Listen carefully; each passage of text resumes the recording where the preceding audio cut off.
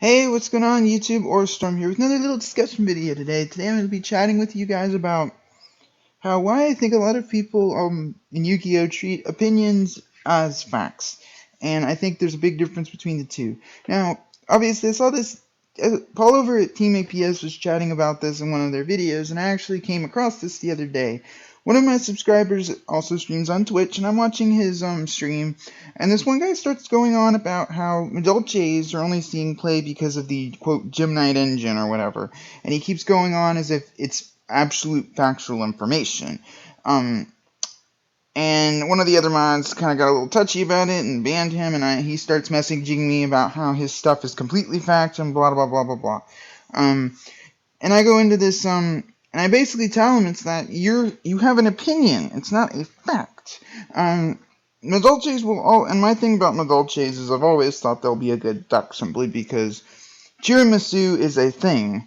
And tiramisu is probably one of the few cards or monsters in cards in general in Yu-Gi-Oh that simply cannot be power creep because spinning two cards without targeting will never be bad. And as far as what the Gem Knight engine does, it allows you an extra normal summon, but you're also using 6 main deck and a couple of extra deck spots typically to do so. In a deck like Madolche's, typically at least one copy of double summon is played in Madolche simply because it allows you to keep comboing off. I just don't see why you would play the Gem Knight engine just to get an extra normal summon when double summon is a card. A lot of Madolche players run double summon already.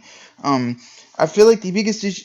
I feel like a lot of Yu-Gi-Oh players treat what they say with their opinions as facts. I've noticed a lot of Fluffle players insist that Dark Fusion is a better version of polymerization. Now, talk a little bit about. I've been talking about this for ages, and I'm explaining like why Dark Fusion isn't good in Fluffles. The biggest reason Dark Fusion isn't good in Fluff, and now this is my personal opinion, obviously, but I don't think Dark Fusion is very good in Fluffles because Fight for March does what Dark Fusion does already. It protects your fusion monsters from being targeted, and Dark Fusion is also not searchable, which polymerization is. And that's my personal opinion. A lot of people have the opinion that Dark Fusion is just awfully godly amazing in Fluffles, but it doesn't really. It'd be one thing if it was like a power bind or something like that, but it just protects your tigers from being targeted. And if you're really that worried about back row, majority of back row nowadays is going to be something like Solemn Notice in a few months, or Mirror Force anyways, and Dark Fusion's not really going to get you anywhere. I just don't think that really, and that's my opinion, obviously, and a lot of Yu-Gi-Oh players think differently, that Dark Fusion is just a better version of Poly, when it's just my personal opinion that it's not. But my biggest problem with a lot of Yu-Gi-Oh players is they insist on their opinions as factual information, that they're 100% correct, they cannot be wrong, and a lot of Yu-Gi-Oh players think like this. And they treat their opinion as facts. He literally, quote unquote, he literally said that LJs are only seeing play because of Gem Knights, and he kept treating it as if he's saying factual information, when in the end of the day, it's just an opinion, and there's a clear, distinct difference between the two. I think, and as far as the whole Seraph Knight into Brilliant Fusion engine, I feel like in Madolches you've got double summon anyways, and an extra normal summon, unless you're playing a deck like maybe Shadal's or Teller Knights that have cards like Armageddon Knights, and Deneb that trigger on the summon, I just don't think you can get the maximum value out of Seraph Knight. And all it really leaves you is a zero defense monster sitting there on the field.